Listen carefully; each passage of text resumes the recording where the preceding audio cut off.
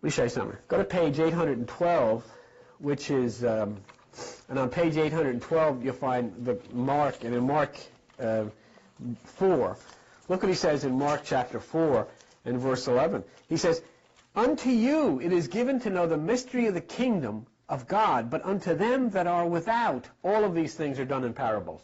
Who gets the information? Those that are within. Who gets the snow job? Those that are without. That's what he says. In other words, the people who are out are hearing what they think, but they're not hearing the truth because they don't understand it. It is only given to those that are within, who understand. The intentional deception becomes very clear on page, I got 84 here, but I think it's something else. I'm not going to say, but it's Luke chapter 8, and Luke chapter 8, and that's page 841, 840. Luke chapter 8 and verse 10, look at this. And look what he says here. "Unto you is given to know the mysteries of the kingdom of God." But now watch what he says. "But to others in parables, that seeing they may not see, and hearing they may not understand."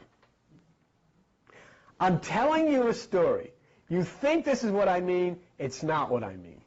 But in order for you to understand what I really mean, you have to get inside of yourself.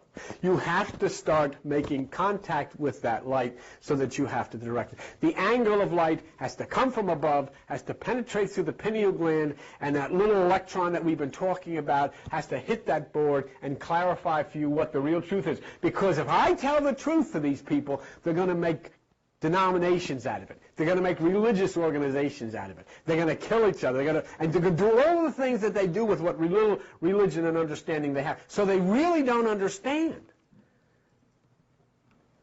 They really don't understand. Now you would say, I mean, this is Jesus. This guy's the guy that, you know, we got. And he said he's a liar. He's deceiving people deliberately. Deliberately. Can you imagine? If you were following one of this is Jesus, this is the guy, and he comes and he's telling you a bunch of stuff. And you think he's telling the truth, but here he's telling his friends, I'm not telling these people the truth. You crazy?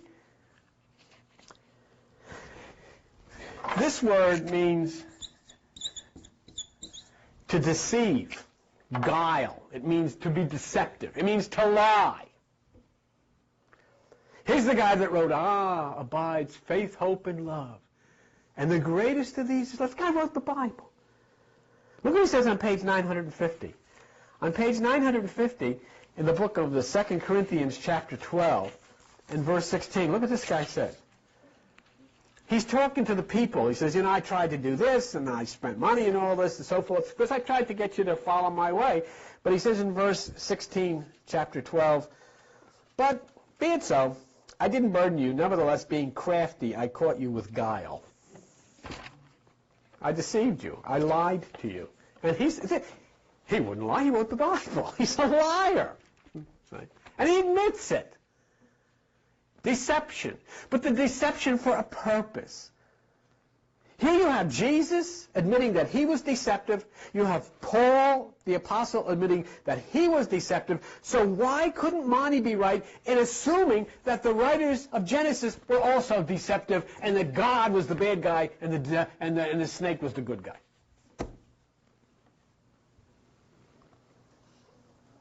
And because if it stays on the outside, it gets corrupted. Only by coming within can it be good. And if you look at Mark 4:11 again, which we looked at a moment ago, remember Jesus said, unto you is given, but to them that are without, it's not given. So all of these things are done in parables. People who don't watch, who are not collapsing that wave, who are not collapsing the wave to a particle, don't receive the message, don't understand the message. And so religion becomes what it has turned out to be, this chaos. Everywhere, all over the world, Christians are saved. No, they're not because the Muslims are saved. No, they're not because the Buddhists know. No, they don't because the Hindus know. And everybody knows all over, like nobody knows what they're talking about. And those who intentionally mislead. So Jesus says, unto you is given to know the mystery, but to those who are without, they're not. This is all baloney. It's all symbolism. It doesn't mean anything. You could sit here and read this forever, and you'll never know until you start understanding your need to attach to that light which comes from above. And very soon we'll be back into sharing with you of movements in the universe and changes in the constellations and all these. But this is important to know. How is this done? What is the structure of all of this? How do you explain all of this? Now you've been trying to be good and you find out that actually the recreation of darkness and you're trying to get back to that light. We were talking last time as to who you are. You know, it's like Halloween. You're all sitting here with your costume on. It's not who you are. And that you have a twin at another place.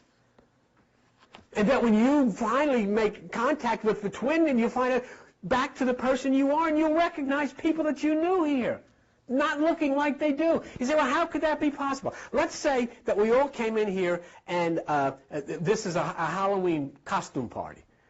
And Cindy's going to be Cleopatra, and Joan's going to be Venus, and who do you want to be? You want to be Marilyn Monroe, and you can be John Wayne, and you know, whoever you are. Everybody's somebody. So we all come in here, we don't recognize each other. Who's that? Oh, no, she looks like Marilyn Monroe. Oh, I don't know, it looks like Venus. I wonder who they are. We don't know. But when we take our costumes off, oh, it's Cindy, it's you. Yeah, oh, it's you. We all recognize one another. It's exactly what's going to happen. When you take your costume off, you're back to your true identity, back to light, back to an understanding. And, you know, all of these things that seem so far-fetched and so forth are becoming more and more rational to you as you understand how these angles of light, how we talked about how they interact with protons and become manifest in the material world and all this kind of stuff. So what Jesus then turns around in the Bible, this word turns around, because it wasn't even a person by that name that existed. We're talking about this entity of light, this entity of peace, this entity of healing, turns around and he talks to the people who wrote the Bible, lawyers. And what does he say on page 847?